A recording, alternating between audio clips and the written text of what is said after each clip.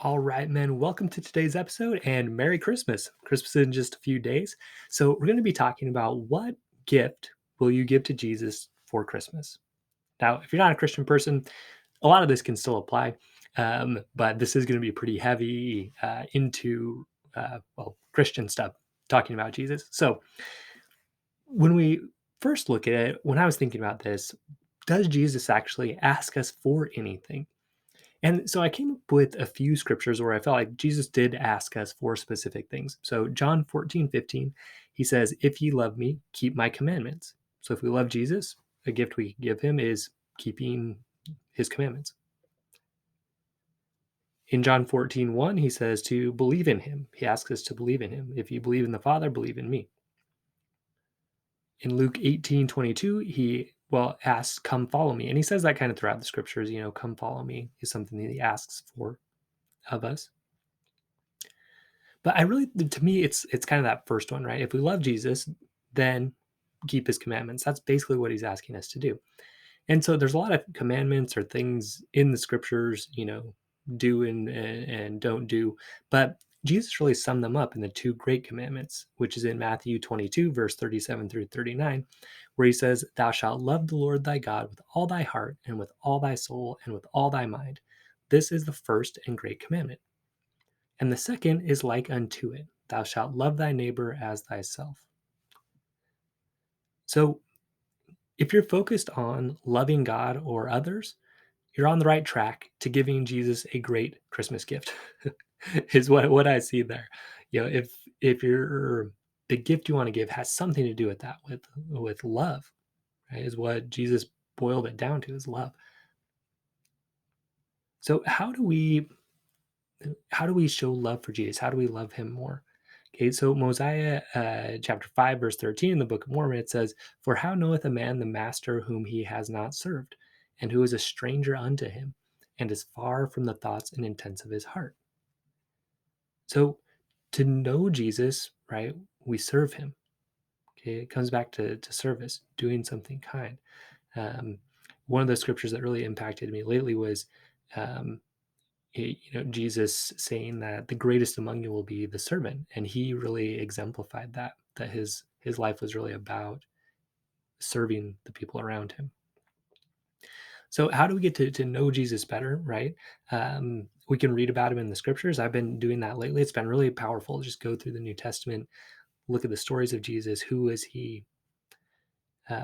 Also learning from people who have some of his characteristics. So if you see someone that you admire and there's a reason that you admire them, and trying to figure out what's that character trait, right? And if you're a Christian person, how does that relate to Jesus? How does Jesus also exemplify that? You can also just ask, right? Ask to understand his thoughts and the intents of his heart, right? Through prayer and through study, right? Looking at other people. So, but really it's about serving, right? How knoweth the man the master whom he has not served, right? We want to serve Christ as a way to get to know him. But how do we serve Christ? It's hard to do that directly, right? Most of us who don't have day-to-day interaction with Jesus. So again, in Mosiah chapter 2, verse 17, it says, when you're in the service of your fellow beings, you're only in the service of your God. Right? So we actually can serve God by serving others. And to me, that's why Jesus says the second is like unto it in the two great commandments, because as we love the people around us, we're actually showing love for God as well. Okay? So now some of you are going to say, well, look, I spend a lot of time serving other people. I spend a lot of time serving my wife. I spend a lot of time serving in my church calling. I spend a lot of time, putting out fires at work and taking care of people there. I'm tired of it. That's all I do is serve other people. I'm sick of it. So if you're feeling resentment for how much you do for other people, you might have forgotten the second part of that second great commandment, which is as yourself. Right? Love your neighbor as yourself, okay? Equally to yourself. So a good way you can practice this of loving yourself more is just practice listening to God's voice that really is telling you that you are worthy, that you're enough, that you're valuable. Anytime you hear a voice that's saying you're not enough, that's not good enough, you don't measure up, that's really not coming from God. I'm going through a book called Lovable by Kelly Flanagan. Highly recommend it as a way to start hearing this voice a little bit more clearly and seeing the times when you've heard from outside people or eventually start telling this to yourself, right? That it's not enough. What you're doing is not enough. I'm going to get into that more in a minute. Another good thing you can do is just if you notice your self-talk being pretty negative, just kind of catch and be like, well, would I talk to a small child that way? I have kids that are anywhere from 3 to 14. And even for myself, right, it's easier to talk kindly to the younger ones than to the older ones because I started expecting more. I think part of that's natural, but I think part of it too is slipping into this idea of, not enough because I have told myself that enough times. So, how would you talk to that small child? Another way you can show that you love yourself and care about yourself is taking time to build up your body, mind, heart, and spirit. So getting some exercise in, reading stuff that you enjoy, playing games that you like, spending time with friends, taking that time to meditate and get away. Jesus did that. He took lots of time to himself. It was important. Another way you can serve yourself is getting a stronger no. Just because someone asks you to do something doesn't mean you have to do it. Okay. So again, if we're looking at Jesus as an example, people wanted to kind of be around him all the time, but sometimes he would just leave, right? He'd just go and be by himself. So sometimes he did say no. And we need to do that too, right? We need to build up that ability to say no. So it's counterintuitive, but as you care for yourself, you really are doing what Christ asks you to do, okay? Which is love your neighbor as yourself, equally to yourself. If you're not taking that time to treat yourself well in body, mind, heart, and spirit, okay, you're really not um, doing what he asks you to do, which is counterintuitive. A lot of us believe that we should just kind of, you know, drive ourselves crazy just trying to serve everybody around us and not do anything for ourselves. But it's actually not what he asked us to do, and not what he exemplified. Okay? So trust me on this. It's a big shift in mindset, but as you do start taking care of yourself more, you'll see you just do a better job taking care of other people too. You have to kind of try it to believe it. So we talked about serving yourself. Serving others is another great gift we can give to Jesus, and this is going to be my personal gift to Jesus this year. So what I find myself doing a lot is comparing myself to other people. So um, I'm a pretty driven guy. I'm very goal oriented towards achievements in body, mind, heart, and spirit. Whether that's if I'm lifting weights, I always want to be lifting more. I want to be reading more. But I'm losing this some, but it used to be I wanted to be like the most obedient or like the one who was doing the best job at church.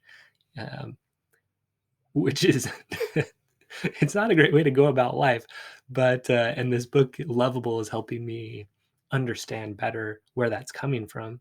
It's this idea of proving myself that I'm worthy, right? That I'm worth it. If I achieve these goals, I'll finally be good enough.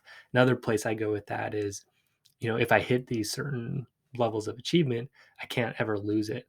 Like, just don't lose it. Stay there. Stay that popular. Stay with that amount of money. Don't lose it. Don't lose it. Right. So that too, I'm noticing is something that is not coming from God, right? God's not saying, okay, you better stay here, else people aren't going to like you, or you're not going to be as good of a father if you make less money, or if you know that's kind of the one that I struggle with most is money. Um, the other thing that I've noticed is I kind of want to be the star of the show in social interactions, right? So if people are talking and I start feeling like my what I'm saying isn't as funny or as valuable or whatever, I can start to shut down a little bit. And so um, what I'm noticing though is all of this is coming from a place of forgetting service, right? Of forgetting service.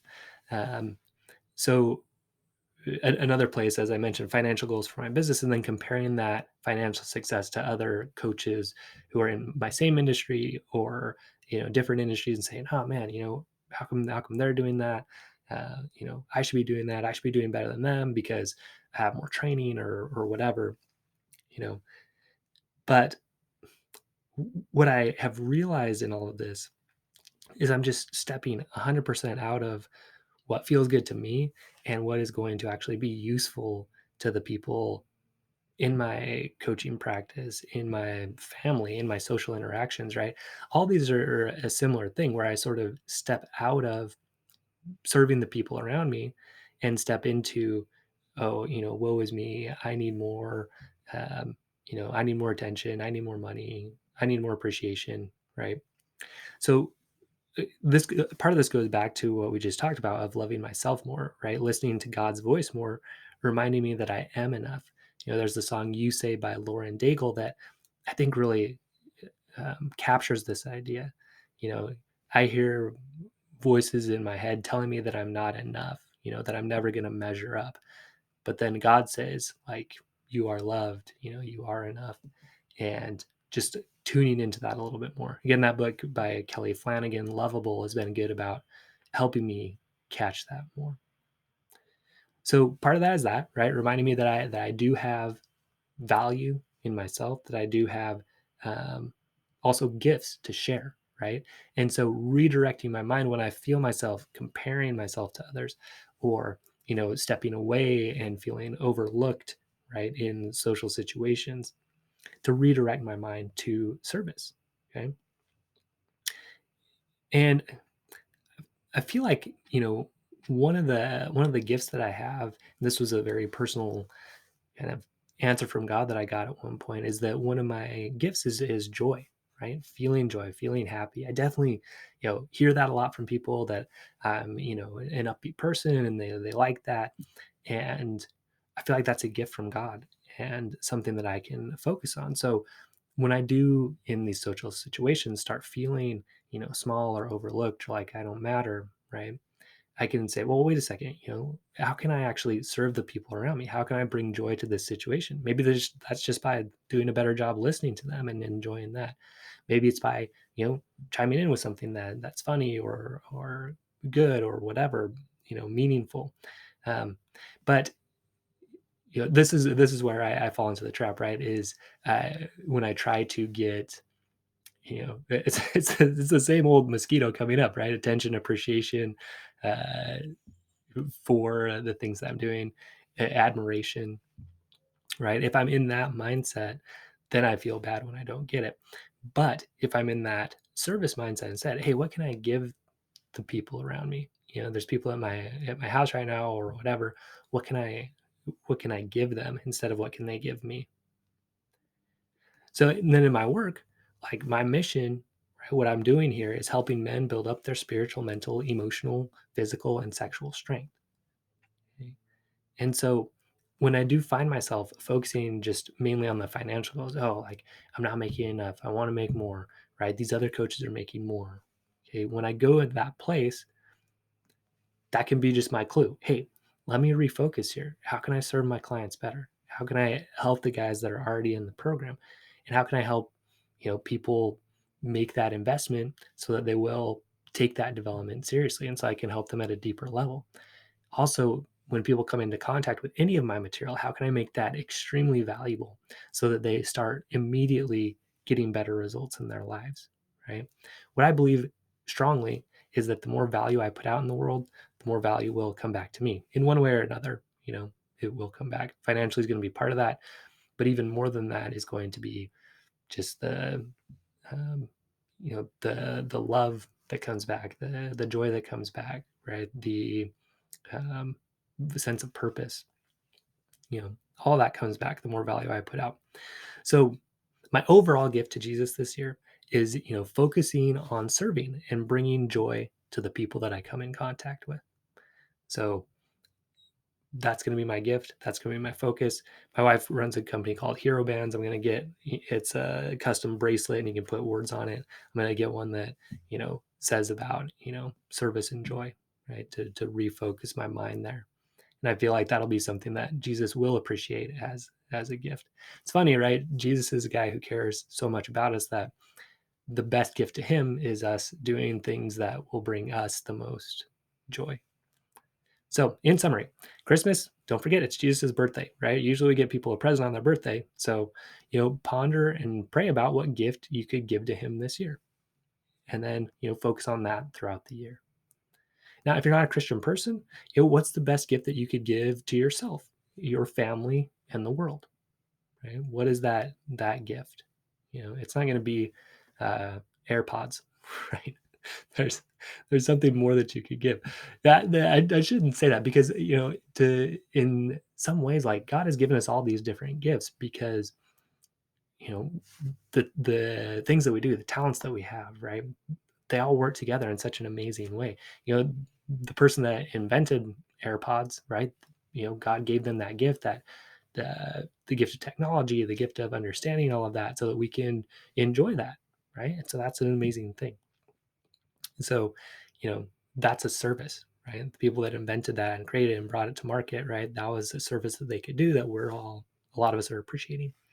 Um, so anyway, so yeah, if you're not a Christian, what is that best gift to yourself, your family, and the world? And it probably has to do with love and service to other people. Okay. All right, man. Merry Christmas. Have a great week with your family, and we will see you next week. Next week, the strongman system opens up, so you can come in, make that investment and really build up that strength so you can be the best, strongest version of you. Put your gifts out into the world, be a great, outstanding husband, father, and that translates over to the workplace. It really does. So have a great week. Next week, we're going to be talking about goals and how to be more effective with those for the coming year. All right, man. Merry Christmas. Stay strong. We'll see you next episode.